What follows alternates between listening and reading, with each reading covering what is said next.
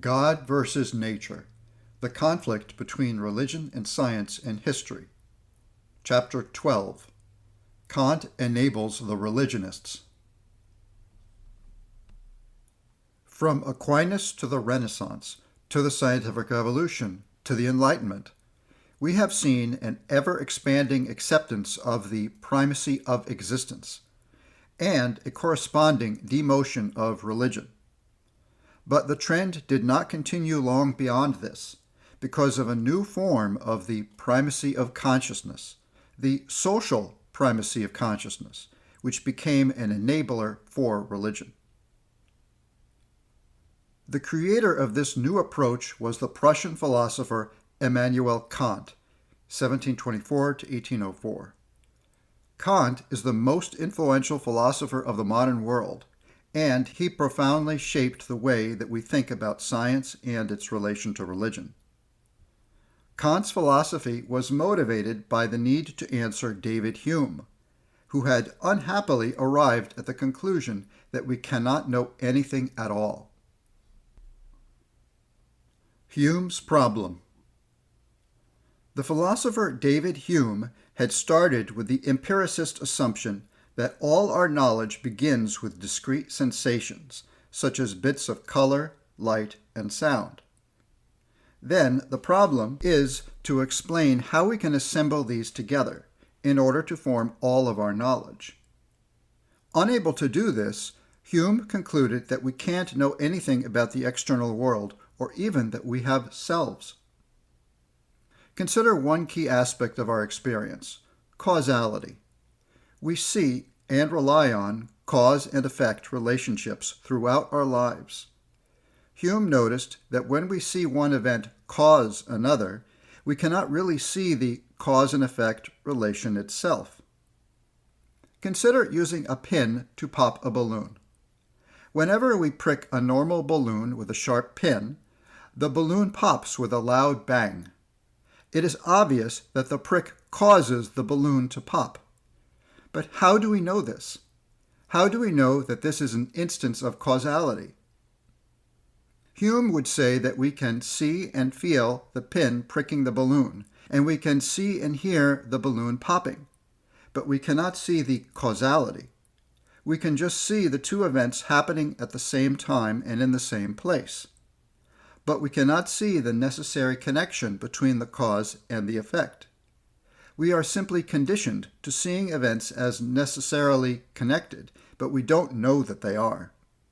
For all that we know, the next time we prick a balloon, it might not pop at all. It might do something completely different. Hume concluded that we have no good reason to think that causality will continue to hold in the future. We can't even know that the sun will rise tomorrow. Hume was not happy with this conclusion, but he did not see anything wrong with his line of argument. Kant's philosophic system. In working to solve Hume's problem, Kant ended up creating a system of philosophy that, Kant claimed, saved knowledge and objectivity. His starting point was the claim that our preconscious minds are complex synthesizing mechanisms, which process the data that they get from reality in many different ways before the data reach conscious awareness. The world of our experience is the result of this processing, and it is all that we are aware of. Kant had, in essence, split reality into two parts: the noumenal world, which consists of things in themselves, and the phenomenal world, which consists of our conscious experiences. Because of the processing of our mental machinery, we are forever cut off from things in themselves. They are unknowable. In response to Hume's problem with causality, Kant answers that, while we cannot know things in themselves, we can count on our experiences to exhibit causality. This is because the output of our mind's processing includes causality. The mind does not discover law and order in the world, it creates law and order through its preconscious synthesizing activities. Kant provided an elaborate chain of arguments to support his claims about the specific ways that our minds construct our experience. At the sensory perceptual level, our minds introduce space and time. At the conceptual level, our minds shape their input in 12 different ways. These are Kant's 12 categories. These categories include, among other things, causality and substance, or entity. Kant correctly claimed that he had reversed the direction of philosophy in a way comparable to the Copernican revolution in astronomy. Before Kant, all philosophers accepted that there is a reality out there, there is a mind in here, and the mind needs to conform to reality. But with Kant's reversal, objects must conform to our minds. Reason cannot know reality, but Kant did not consider this a problem. We can reconceive what reason is so that it does not depend on reality. Kant did defend the idea of objectivity, sharply distinguishing between the subjective and the objective. But, as with knowledge itself, he reconceived the meaning of these concepts. For Kant, objective refers to those aspects of human experience that are universal because they are part of the structure of the human mind. Thus, Kant's objective amounts to collective subjectivity. Kant has often been considered an advocate and defender of reason. However, as philosopher Stephen Hicks points out, quote, "The fundamental question of reason is its relationship to reality. Is reason capable of knowing reality, or is it not?" Kant was crystal clear about his answer. Reality, real noumenal reality, is forever closed off to reason, and reason is limited to awareness and understanding of its own subjective products. Unquote. This connects to an important part of Kant's motivation, as Hicks explains. Quote, "One purpose of Kant's critique was to limit severely the scope of reason. By closing noumenal reality off to reason, all rational arguments against the existence of God could be dismissed. If reason could be shown to be limited to the merely phenomenal realm, then the noumenal realm, the realm of religion, would be off limits to reason. And those arguing, using reason, against religion could be told to be quiet and go away." Unquote. As Kant tells us in the second preface to his Critique of Pure Reason, quote, "I have therefore found it necessary to deny knowledge in order to make room for faith." Unquote. Kant argued that one could obtain a lead into the noumenal world through the field of ethics. Kant's ethical views hinge on the idea that consequences cannot be the means to justify ethics. Moral laws must declare certain actions as right in themselves, regardless of anybody's goals, purposes, or consequences. Kant's moral views, he claimed, are grounds to conclude that God, free will, and immortality must exist. But he could not find these in the phenomenal world. He concluded that these must exist in the noumenal world. They cannot be known through reason, but they can be grasped through faith. Kant's descendants. It is virtually impossible to find a significant philosopher of the last 2 centuries who does not accept at least some of Kant's basic framework. Let's consider a few of the major philosophers of science of the 20th century. Sir Karl Popper, the alleged defender of science, accepted the Kantian idea that reality is impossibly cut off from our ideas. Instead, he held, science must be based on intersubjective observation statements on which many can agree. A scientist's own observations cannot put him in contact with reality, but if they are stated publicly and can be agreed on by others, then that is what counts. This view places the group's belief, not reality, at the base of science. Based on a process of trial and error, with conjectures being proposed and then refuted by observation statements, as discussed in Chapter 4, Popper held that we arrive at theories that get, in some sense, closer and closer to the truth. However, Popper held that the current theory will almost certainly be proven false by future observations. And anyway, true here refers to Popper's intersubjective truth.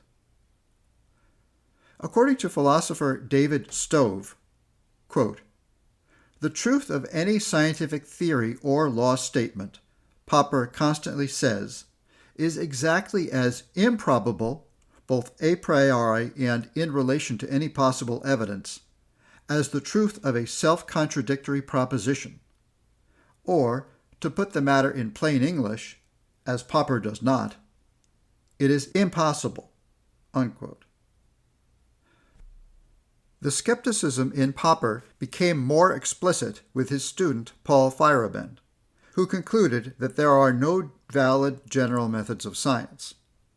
Feyerabend held that Western science has been highly overrated, that it has been unjustly placed on a pedestal above non-Western traditions such as voodoo. Calling his view an anarchistic theory of knowledge, he rejected theories as such and concluded that anything goes. Feyerabend's extreme skepticism was too blatant for most historians of science. They were drawn instead to Thomas Kuhn, whose attack on reason was far more subtle. When Kuhn published The Structure of Scientific Revolutions in 1962, it was a landmark in the history and philosophy of science, and its impact on the field can hardly be overstated. Kuhn argued that science periodically undergoes paradigm shifts, in which one worldview is rejected and a new one takes its place. A prominent example of such a shift was the overthrow of the Ptolemaic geocentric cosmology in favor of the Copernican heliocentric cosmology. Kuhn held that competing paradigms are incommensurable, that is, they cannot be rationally compared. Ultimately, there are no rational grounds for choosing one over another. Non-rational factors must always be examined to understand why, in history, a particular shift took place. One such factor is faith.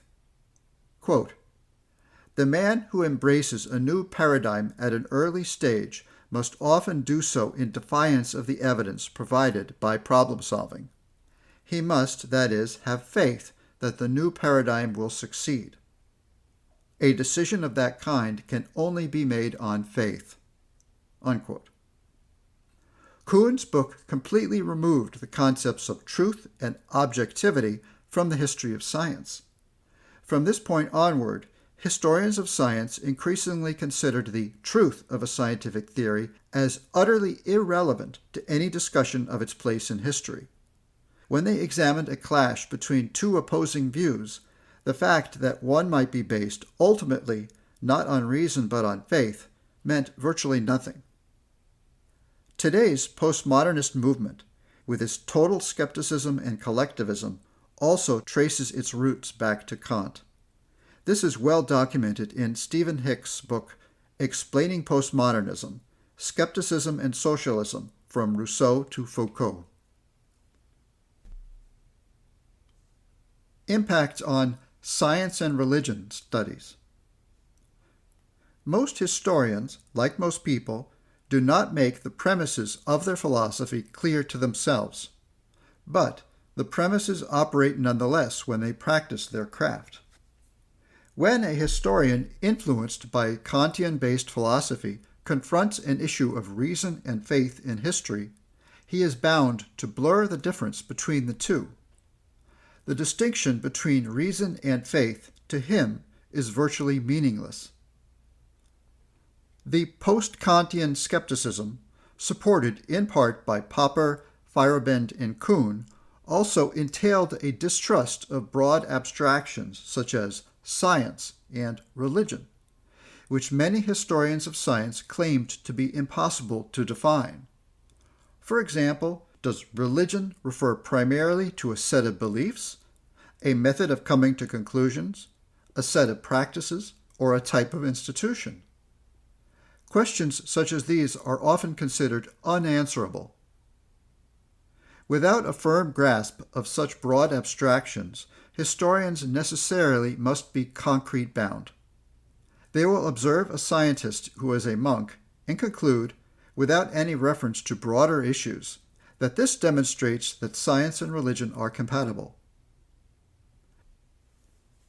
An example of the concrete bound approach can be seen in the reasoning of historian John Heilbrunn, who described how a large number of 17th century Jesuits studied and taught about static electricity.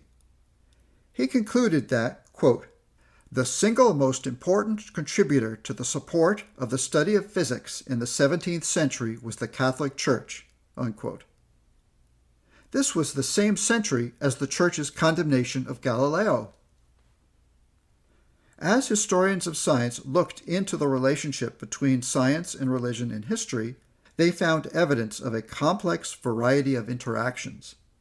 Sometimes religion seemed to hinder science, but often there appeared to be no conflict at all. Most scientists in history were religious, and many were more religious than average in their societies. Yet their religion did not seem to impede their work. Much scientific work was performed by clerics, such as the Polish canon Nicholas Copernicus, the Augustinian abbot Gregor Mendel, and the numerous Jesuits who studied static electricity. Another connection between science and religion is the discipline known as natural theology, in which scientists seemed to intimately link their religion and their science. Figures such as the chemist Robert Boyle and the naturalist John Ray saw their scientific work as bringing them closer to God through knowledge of God's creation.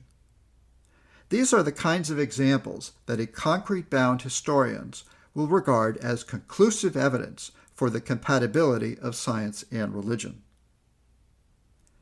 History as a discipline relies on views of the nature of reality, knowledge, and values, i.e., it relies on philosophy. But philosophers have been relentlessly attacking reason, which is the base of science. When philosophers can no longer tell the difference between reason and faith, it is not surprising that our historians cannot either, and that they cannot see any conflict between science and religion. An answer to Kant. Kant's argument, in essence, amounts to the following. Because human consciousness has a specific process for perceiving reality, then it cannot perceive reality in itself. But the same argument would apply to the consciousness of an ant, an elephant, or an alien from another galaxy.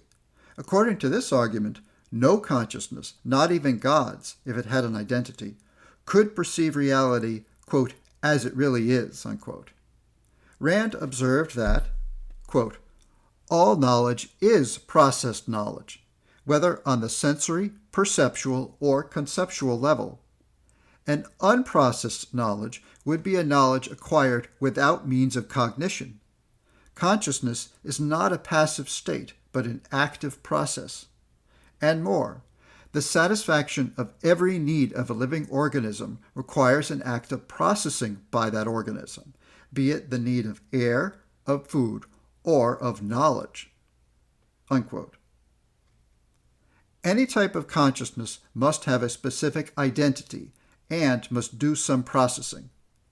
Each perceives in a form specific to that species. But that does not invalidate the consciousness. That does not mean it is not conscious of reality. What would it mean for a consciousness to grasp reality, quote, as it really is, unquote, as opposed to how reality appears to it? It would mean that the consciousness performs no processing and has no means of being conscious. This view is incoherent. There is no such thing as reality as it really isn't. In the words of Harry Binswanger, every appearance is the appearance of reality. We can be mistaken in our interpretation of our perceptions, such as the stick bent in water illusion. But it is ultimately our perceptions that allow us to correct these mistakes. For a detailed discussion of representationalism and two other conceptions of consciousness, see Chapter 2 of Harry Binswanger's book, How We Know. While Kant's philosophy is not a religion, it does have one interesting commonality with religion. It is a form of the primacy of consciousness, based not on a divine mind, but on a collective of human minds. Most importantly, Kant's philosophy enabled religionists to hold on to their faith.